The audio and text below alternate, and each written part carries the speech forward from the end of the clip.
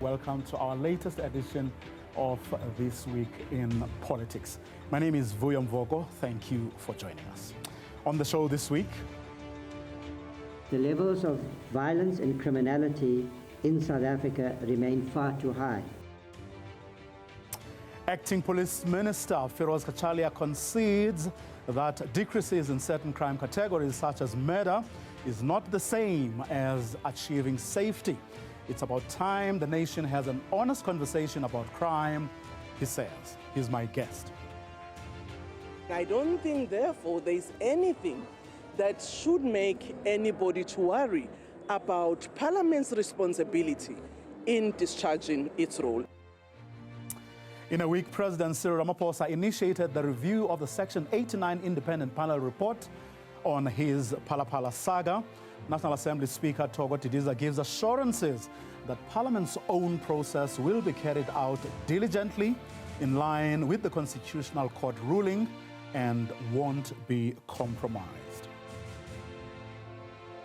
And hundreds of migrants fled their residences this week, fearing for their safety. We examine whether the state is willing and able to prevent the situation from worsening ahead of a national shutdown that anti-legal migration organizations are planning for next week. All that and more in this episode of This Week in Politics, which starts right now.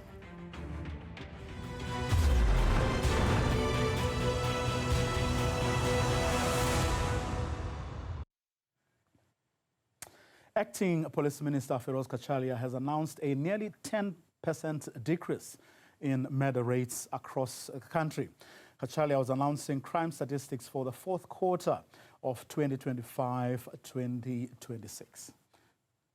Murder, and that's an important measure of crime patterns, has decreased nationally by 9.5%. In the same quarter of last year, 5,727 people were murdered. That number has come down to 5,181, still too high. That means that 546 fewer lives lost and fewer griever families and friends. Compared to the same quarter in 2024, there were 1,355 fewer murders, or a 20.7% reduction. And that is meaningful. The levels of violence and criminality in South Africa remain far too high.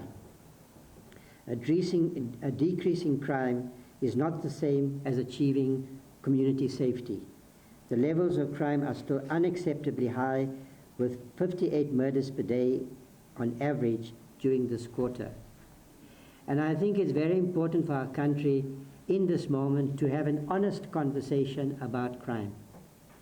It's not an accident when you look at the patterns that you can see that the levels of crime are particularly high in poor, marginalized, and under-resourced communities. There is clearly a connection between the levels of crime and the lack of development. We cannot look at these questions in isolation. When we talk about crime and policing, we have to talk about development, opportunity, school safety, opportunity for young people, the levels of unemployment, the levels of service delivery in poor communities, which is not what they're supposed to be. And so where local government is struggling, we can see that communities struggle and the levels of crime increase. So our goal is not just to reduce crime, but to ensure that our communities are safe, that they feel that their dignity is protected, that young people have opportunity, that our communities live with dignified lives. Cachalia says the rate at which whistleblowers are being targeted is a major concern. He's hopeful, however, that the Protection of Whistleblowers Bill will help deal with the problem. I'm very concerned about the fact that so many whistleblowers councillors, auditors in the public service, even private auditors, are being targeted by these criminals. There have been some important developments recently where the police have had some success. The Department of Justice has tabled a bill in Cabinet on the protection of whistleblowers, which I think is an important development. That bill has been approved for public comment. Cachalia says the deployment of the army to the Western Cape does not serve as a silver bullet to resolve increasing gang violence in that province. He insists that a multi-pronged approach is needed to tackle crime hotspots. We get questions now every day in Parliament about, well, we deployed the army. So where are the results of Operation Prosper? Well, with respect to my parliamentary colleagues, does anybody reasonably think that the deployment of the army is a magic bullet and that the gangs can be defeated with all the problems I've explained? Deeply rooted problems in Mitchell's Plain, Philippi, those gang areas. Does anybody, and now we're in the middle of a gang war. They're killing each other, and they're recruiting young people who don't have alternatives in those communities. No jobs, no prospects, no future. Does anybody think that deploying the army tomorrow is going to immediately get us results? So let's have a proper, rational conversation about what can be achieved by the deployment of the army. Well, the newly appointed acting police commissioner had her chance to talk about some of the things that preoccupy her mind in the short time that she's been at the helm, following, of course, the suspension of National Police Commissioner Fani Masemula. We are strengthening our supply chain management environment and issues surrounding financial governance and controls to reinforce accountability. As part of this reform process, SAPS will undertake a supply chain management overhaul process with the support and technical expertise of the Government Technical Advisory Center, commonly known as GTEC, to strengthen procurement systems, improve efficiency, and enhance transparency, and ensure that there is value for money. In respect to evidence of criminal activities arising from the Madlanga Commission of Inquiry, Dimpane says work is underway to carry out more arrests and prosecutions. This reset agenda also demands moral courage. The Commission's recommendations task team continues to make progress in implementing interventions arising from ongoing Commission's processes. Since its establishment, the task team has secured the arrest and charging of 9 suspects in various cases, including senior municipal officials, SAPS members, SNDF officials, and former Special Task Force member and a private advocate. 2 accused remain in custody, 6 are out on bail, while 1 has 10 state witness in terms of Section 204. Prosecutor-guided investigation remain ongoing with additional high-profile cases at an advanced stage. This demonstrates that SAPS is committed to accountability, integrity, and the rule of law. Dimpane added that the vetting process of all SAPS officials has begun in earnest. To this end, the implementation of mandatory vetting and lifestyle audits for sub-senior management by the State Security Agency signals a firm commitment for restoring integrity, discipline, and accountability within the organization. All lieutenant generals, including myself, and senior managers on this podium have already submitted to the revetting process, while the next phase involving major generals is also underway.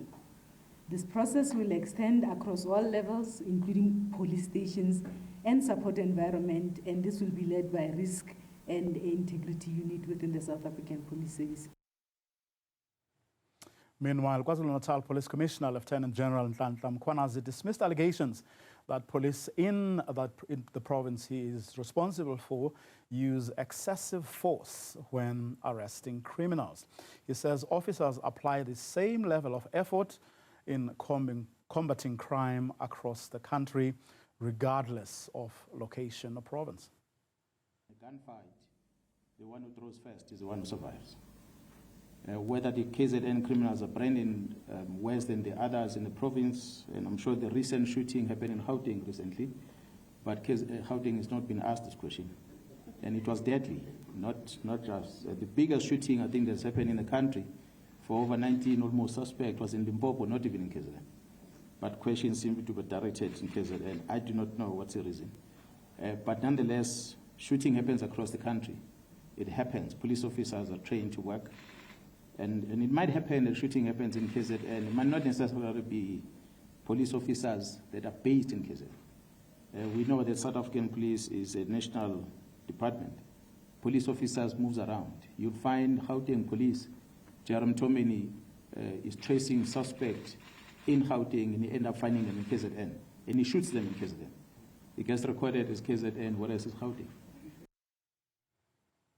Mkhwanazi, who now has the added responsibility of also doing work at a national level, says he is satisfied with efforts to fight criminal elements within the broader police service. The only thing we wanted to achieve last year was to be given an opportunity to do that which we're employed to do as a police. To the extent that we saw that there were some blockages coming from within those with authority, that's why we had to go out public. So we have seen, since the intervention from the President and the Parliament and many structures of government, we are beginning to see cases enrolled in court, and that is all what was a cry for us. Some criminals that were walking freely, they are now in custody. And we are seeing the beginning of the grinding of the criminal justice wheel as it's supposed to be. So, of course, there are a lot of work that needs to be done. But we hope that a lot will be achieved in this period. So I am satisfied. At the same time, Justice and Constitutional Development Deputy Minister Andrew Snell says efforts to fight organized crime must be bolstered. The task of combating crime, and in particular organized crime, is, as President Cyril Ramaphosa said in this year's State of the Nation address, probably the most urgent task in defense of our constitutional democracy. Well, policing experts have noted some of the successes recorded in the crime stats, but say more work beckons to keep the status quo. I think what we need to do now is to take this period and assess what did everybody do where they did it on this particular problem, whether it be that murder, and look at what works so that we can carry some of these practices through into a clear programmatic approach towards how we police and how other actors in civil society actually contribute to it, if there is a contribution that led to this marked change, minimal as it is. Well, you will have heard the acting police minister earlier saying it's about time we have an honest conversation as a nation about crime in our country. Well, that's exactly what we're going to do in the next minute or so after this short break.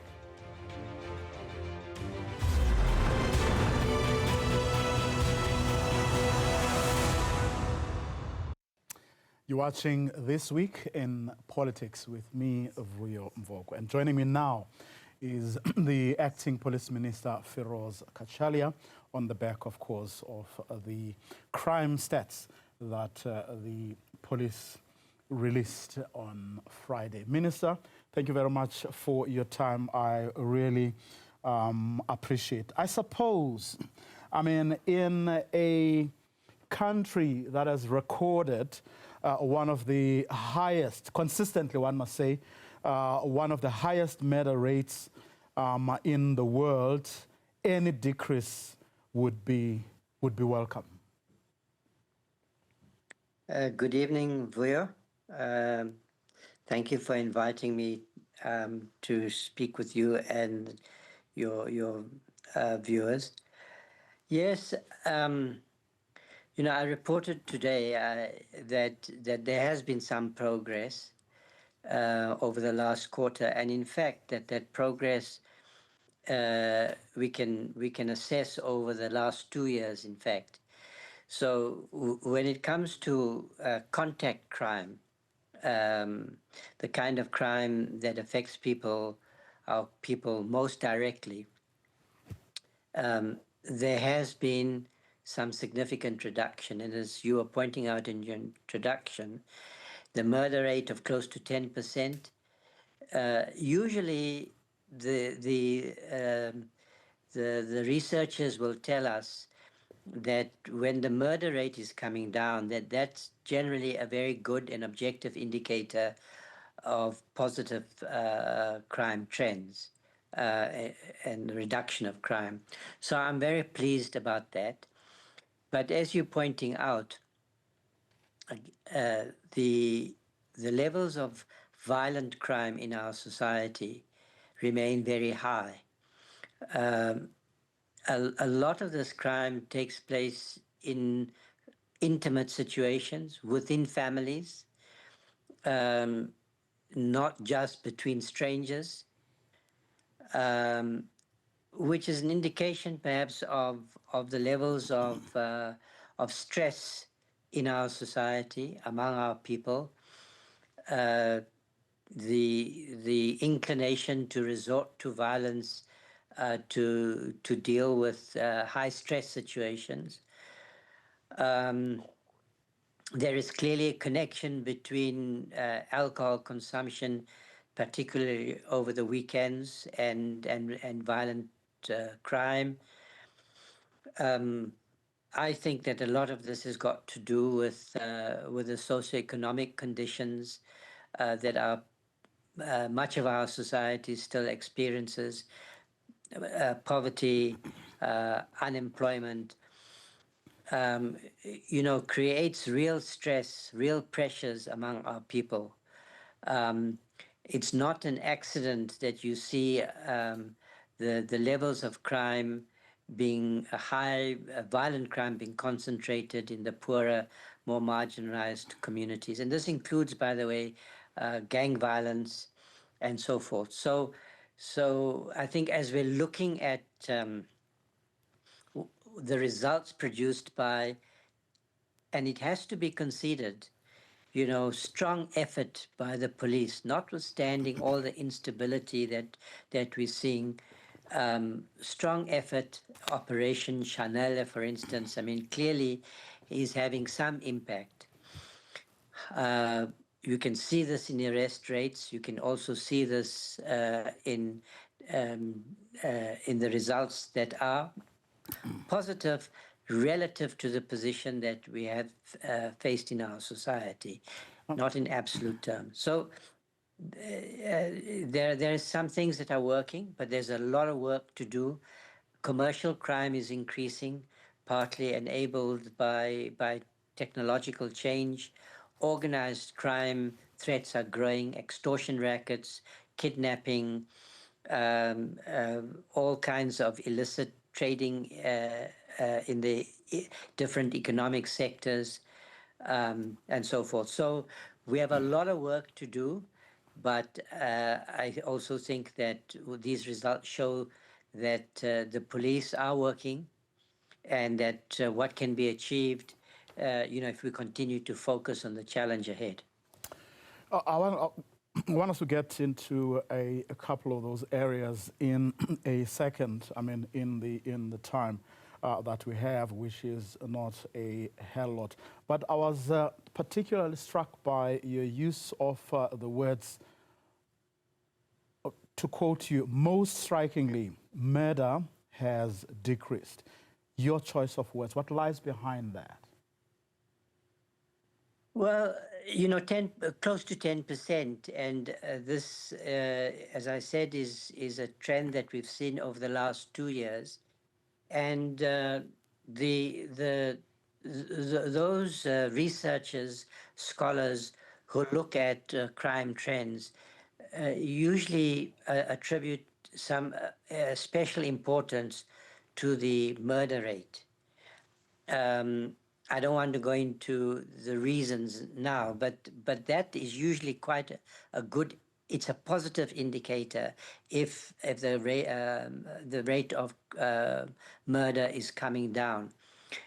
In periods, if you look at the last 30 years, when the country has been doing better in economic terms and in terms of safety and security, we saw significant reductions in the murder rate, and then an increase, which of course was not positive. So the fact that the murder rate has decreased by around 10% is positive. But as I continue to stress, the levels of violent crime in our society, including the murder rate, is very high.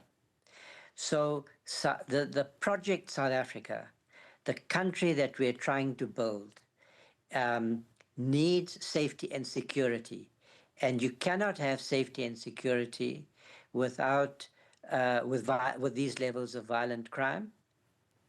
And I think that we cannot reduce the levels of crime, violent crime particularly, if other parts of the system don't work.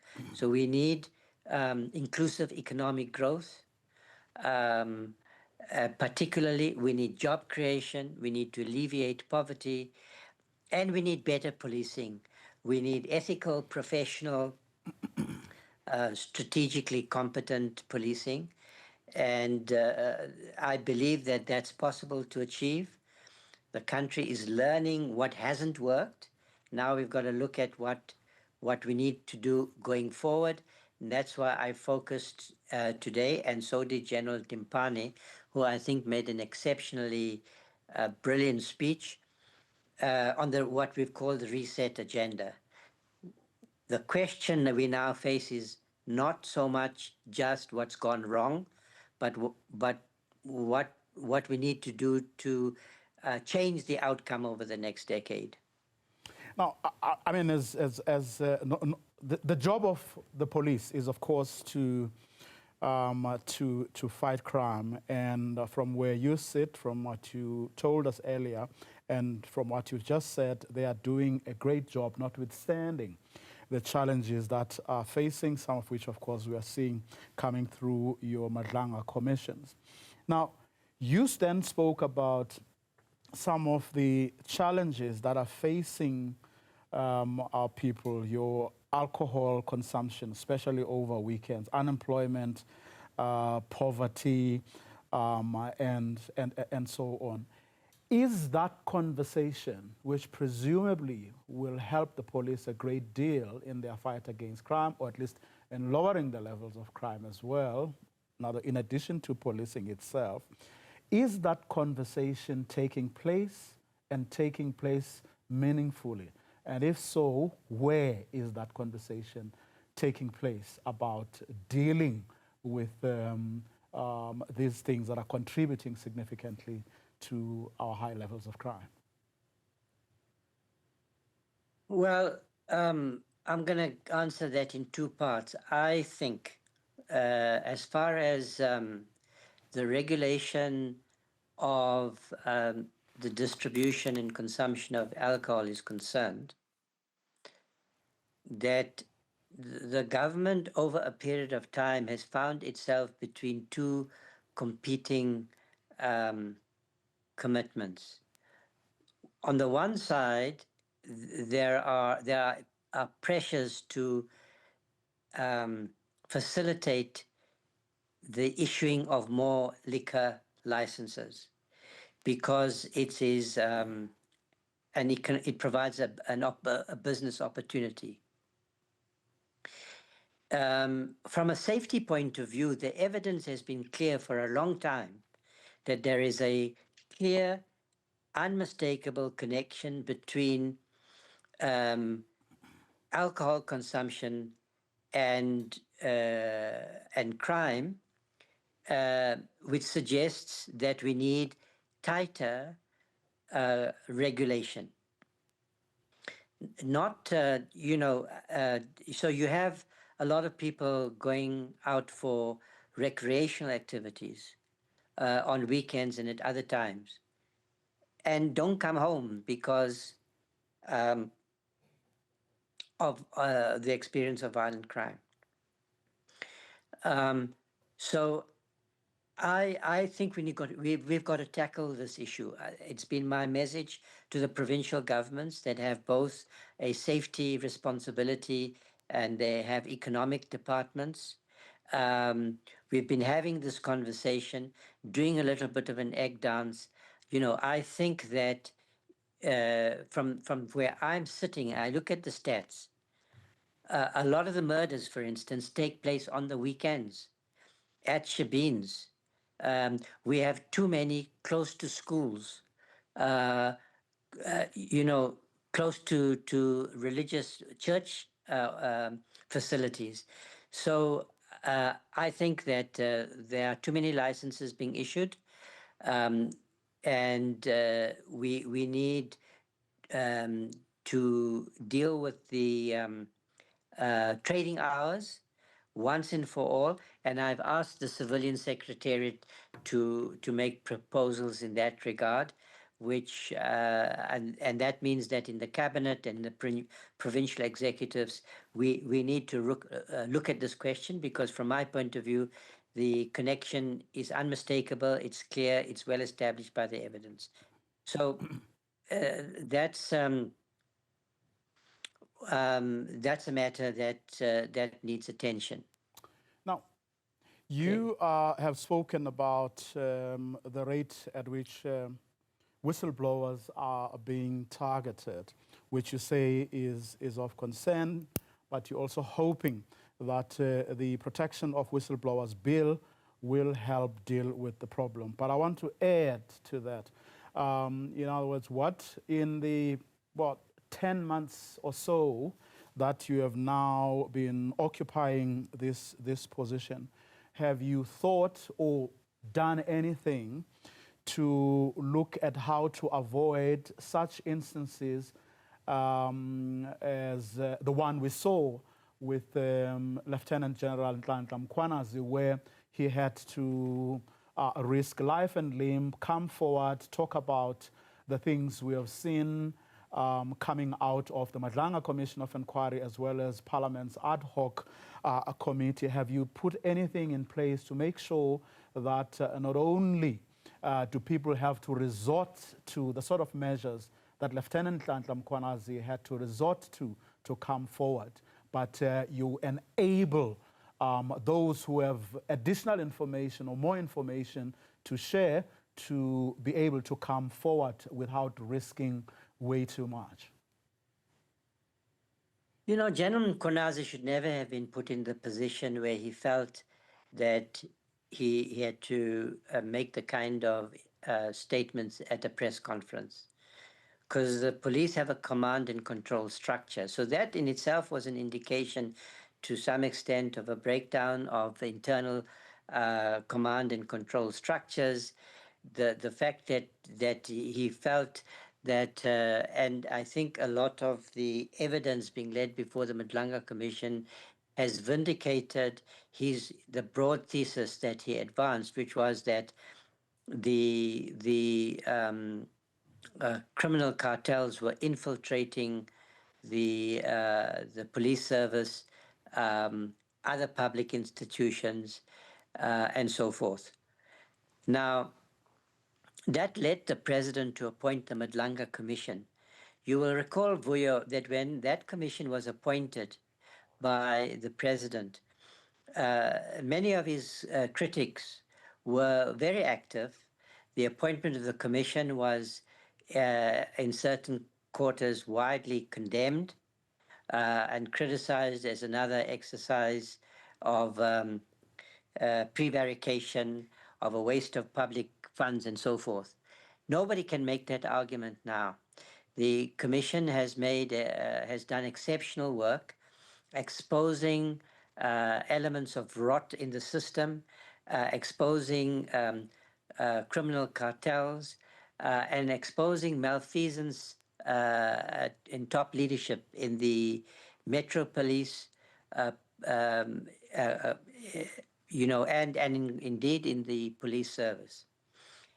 And nobody can say that action isn't being taken as a result. We appointed, on the instructions of the President, an investigating team that has produced results. In over the last few months, I think the public can see that action is being taken, disciplinary action, as well as criminal charges against them in the most senior ranks. So we are taking action, but I have to say that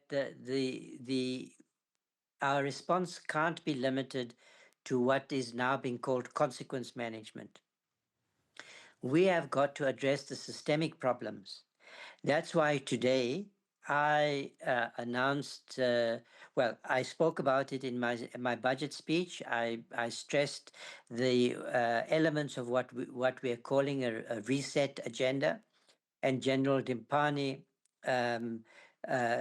explored at length in more detail what we mean by this a reset agenda.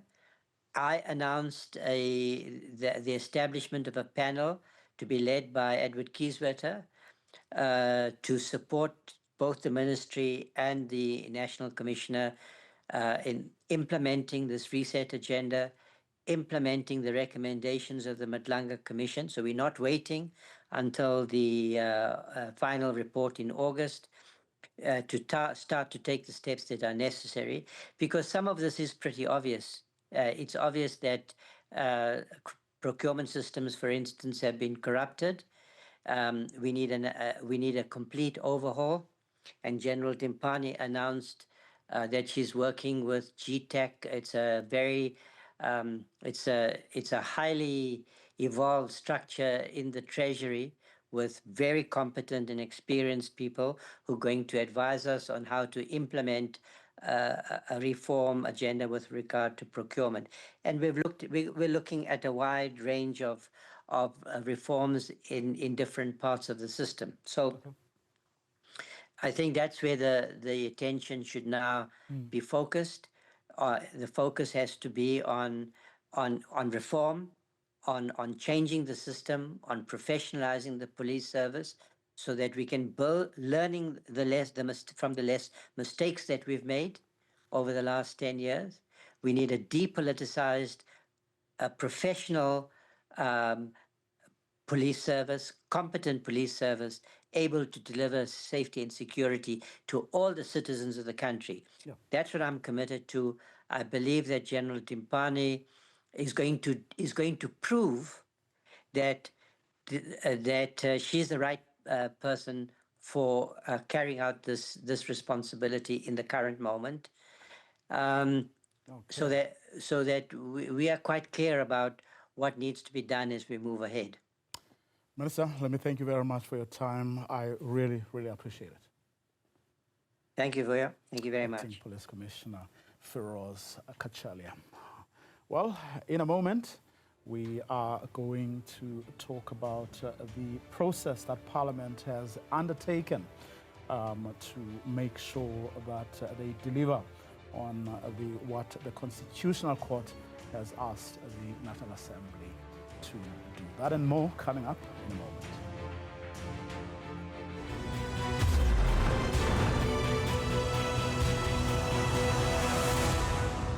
This week in politics with me, Vuyo Mvoko. President Cyril Ramaphosa this week kick-started the process to review the Section 89 Independent Panel report on his Phala saga. The president wrote to the Chief Justice's private office seeking consent to launch the civil litigation. Retired Chief Justice Sandile Ngcobo is expected to be cited as a respondent after he led the independent probe into the conduct of the head of state. The letter marks a critical step in Ramaphosa's quest to have the report, which could potentially lead to his impeachment, set aside. Newzroom Afrika's Vuyo has the details. It's been almost 2 weeks since President Cyril Ramaphosa made this announcement. I have therefore decided to proceed to take the independent panel's report on review on an expeditious basis. Since then, the President has taken the first step to challenge the report by writing to the Chief Justice and the Judge President of the Gauteng High Court. Ramaphosa is seeking permission to launch civil litigation against retired Chief Justice Sandile Ngcobo and Judge Thokozile Maseba, who were part of the independent panel that found that there may be grounds to suggest that he violated the Constitution and the Prevention and Combating of Corrupt Activities Act. This move is in line with Section 47 of the Superior Courts Act, which requires permission before legal action can be taken against judges. The reason why it's called the immunity clause, it's there to protect and immunize judicial independence. It's there to protect judges against frivolous or unmeritorious litigation, because what often happens is that someone who is disgruntled or unhappy about a court judgment will then want to sue the the judge themselves in their personal capacity. And often that litigation is baseless. And so that provision was put in place as sort of a gatekeeping mechanism and ensures that only the meritorious cases can go through. Ramaphosa believes the impeachment committee can't base its work on what he deems to be a flawed report, and some experts agree. That independent panel report, chaired by former Chief Justice Sandile Ngcobo, was, in my review, a deficient report. It was open to all sorts of criticism and legal attack, I think. However, there's a test that the President must meet in his letter to the most senior jurist. In cases where the applicant, in this case President Ramaphosa, is requesting this consent or the permission from the Chief Justice, they must show good cause. And by good cause, it means that the case itself must have some merit. There must be some legal basis for why he wants to bring the legal review. And when the Chief Justice is assessing whether to grant consent, she will look at that good cause requirement. So they will look at whether there is good cause shown by the litigation itself, and that it is not unnecessary or it is frivolous litigation. So the Chief Justice looks at those factors and then decides whether or not to grant or refuse consent. Chief Justice Mandisa Maya was serving as Deputy Chief Justice when Ramaphosa first filed the review application in 2022. At the time, the Constitutional Court dismissed the bid for direct access, ruling that the matter did not fall within its exclusive jurisdiction. Legal experts believe Deputy Chief Justice Dunstan Mlambo, who has previously written judgments on Section 47, could now decide whether Ramaphosa may proceed with the legal action. For Newzroom Afrika on Channel 405, I'm Vuyo in Johannesburg. While President Ramaphosa tries to set aside the Section 89 independent panel report, Parliament, on the other hand, is forging ahead with establishing an impeachment committee as ordered by the Constitutional Court. The National Assembly Speaker gave political parties until the close of business on Friday to submit the names of MPs to serve on the 31-member committee. Outside her party, the ANC, however, political parties remained skeptical. You know very well that the Speaker, after the judgment was delivered, has actually complied with that judgment. And I don't think, therefore, there is anything that should make anybody to worry about Parliament's responsibility in discharging its role. And you would appreciate that actually the court case was about Parliament and how Parliament did not follow its processes in accordance with the rules. That was the case. And I think it's important that all of us as South Africans appreciate what the matters at court were about. And that's why the court, in examining the conduct of Parliament, one, it felt that Parliament, in terms of its rule, Rule 129I, was unconstitutional, so it's set aside. It read into the rule, into the judgment, how this rule in its amendment must look like. Secondly, the Constitutional Court indicated that in the manner consistent with parliamentary rules, Parliament should not have said that panel report directly to the House, but rather it should have sent it to the impeachment committee, and therefore ordered that Parliament must actually undertake that process, which we are doing. Of course, several events this week made the political parties to doubt whether the Speaker will in fact handle the process without, bias. Well, first, which was on Monday, she was seen at ANC quarters, Luthuli House, meeting with party officials and the party's legal team. And then a couple of days later, she denied the African Transformation Movement's request for a motion of no confidence debate against the president. ATM MP and parliamentary leader Vuyo still believes, I should say perhaps, is that Didiza is shielding Ramaphosa. Crisis in the country. The country is not going where it should be going. Unemployment is going up. There are protests each and every day due to the issues concerning illegal immigration. The people are hopeless and reckless, and that is a result of the person that is in charge of the country. He's been in charge for 8 years, and the country is not confident in his leadership. That is why, as a party, we submitted the motion of no confidence in order to give full expression on the frustrations of the people. Therefore, for the Speaker to deny us a motion of no confidence, which is based on Section 102, citing that there is another process, which is Section 89, that is ongoing, it shows that perhaps she's playing a role of protecting the president, because the Section 102, a motion of no confidence, speaks to the lack of confidence in the president for the manner in which he's running the country and other issues. Section 89 speaks to a process whereby we as a party, we lodged, we submitted charges for violations of the Constitution. So these are two separate processes, whereas Section 89, it's more legal and constitutionally dealing with violations of the Constitution, and Section 102 speaks to confidence in that we as a country do not have confidence in his leadership. So we are taken aback by the fact that the Speaker is refusing to allow Parliament to actually hold the President accountable in line with Section 102, because it is one of the mechanisms of holding the President accountable in the manner in which it is a motion of no confidence. Of migrants flocked to a place of safety after fleeing their residences, fearing being attacked.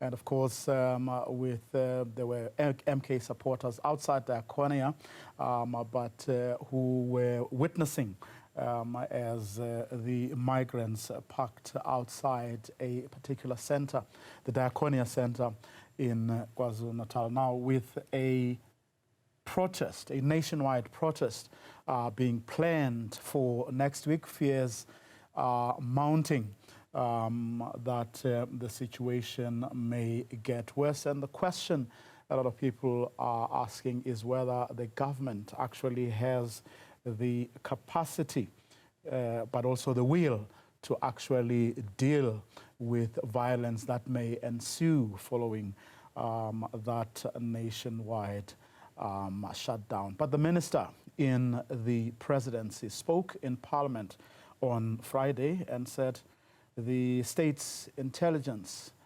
forces do actually have both the will and the capacity to actually deal with whatever eventuality. Illegal foreigners are sent home. The procedures are far too lengthy. Our people, the poor of the poor, is losing their jobs, their livelihoods by the day.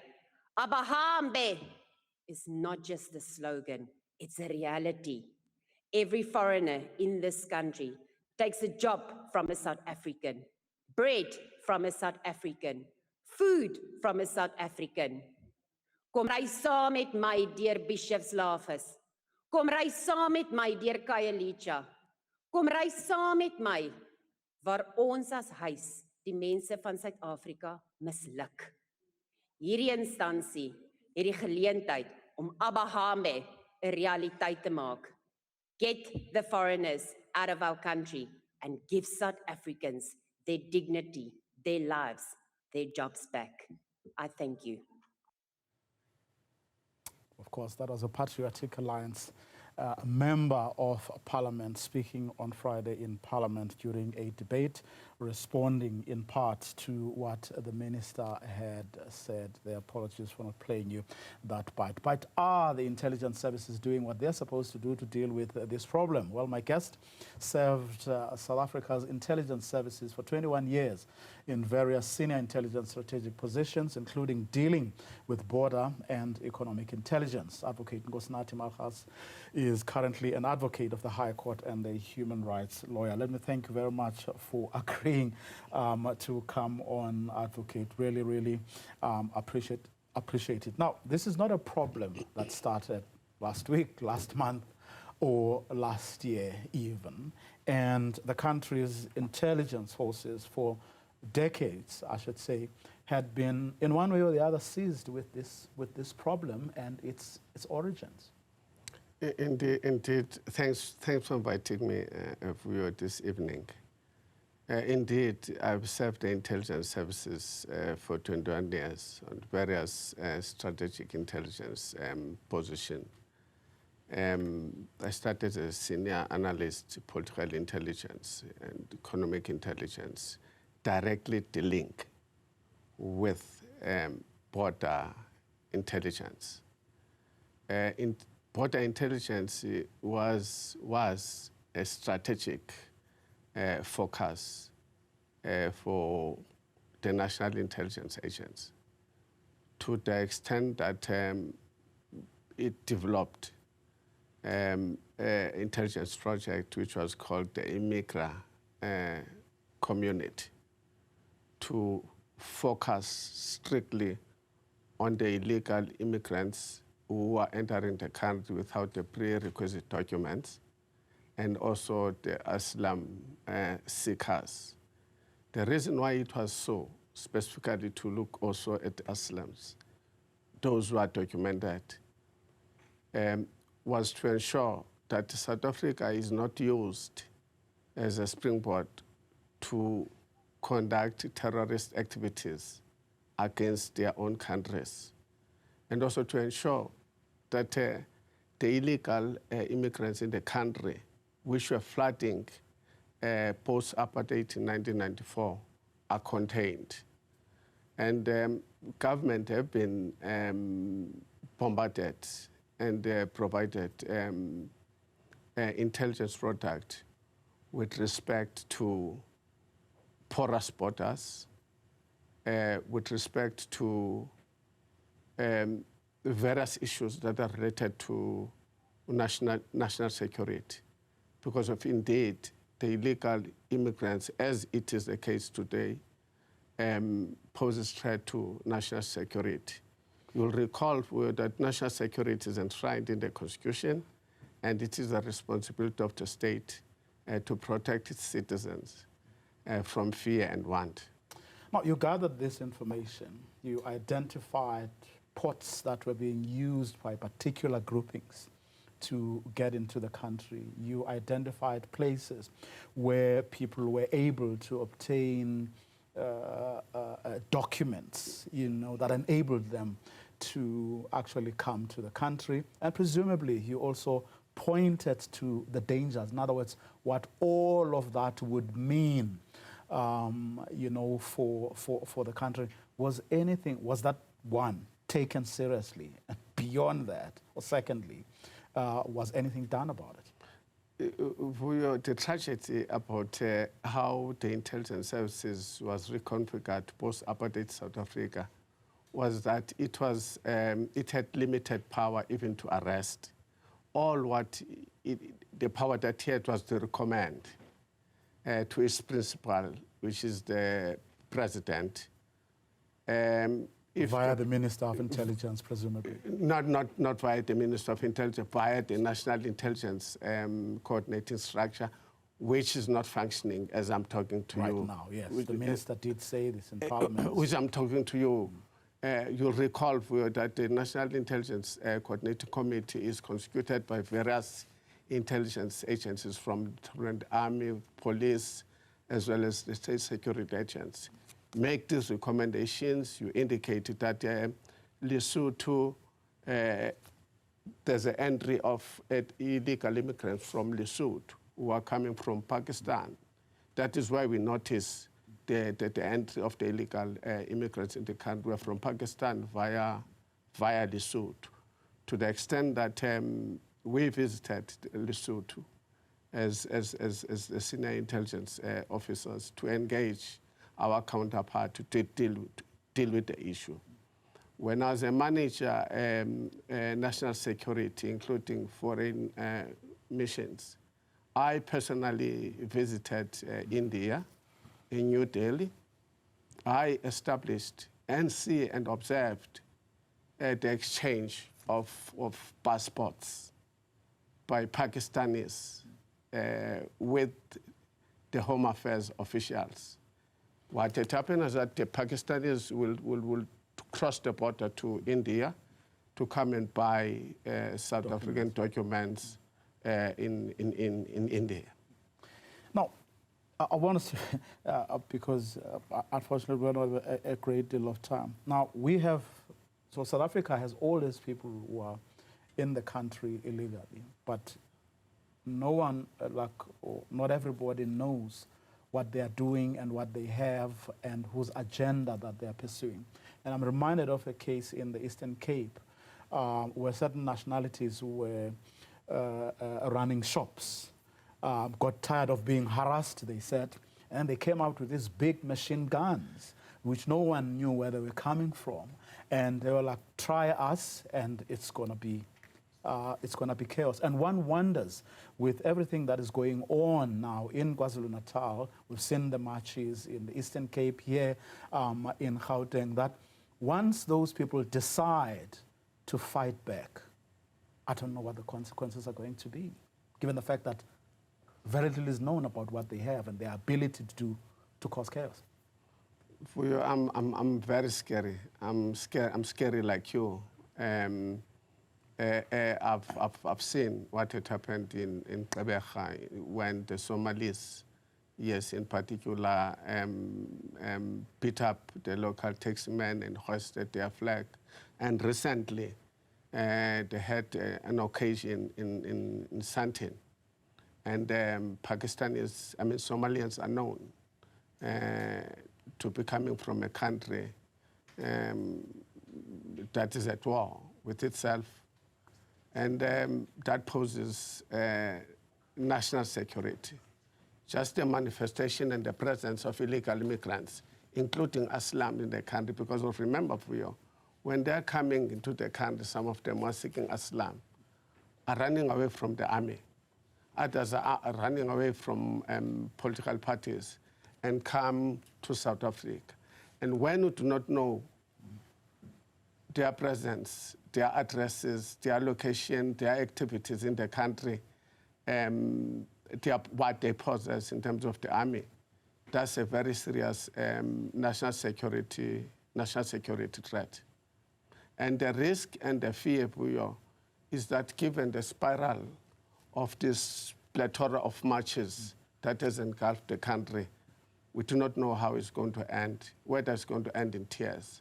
Well, let's cross our fingers that it doesn't get there. Nkosinathi Malukasi, let me thank you very much for your time and for sharing both your thoughts but also your insights into this problem. That's our show for this week.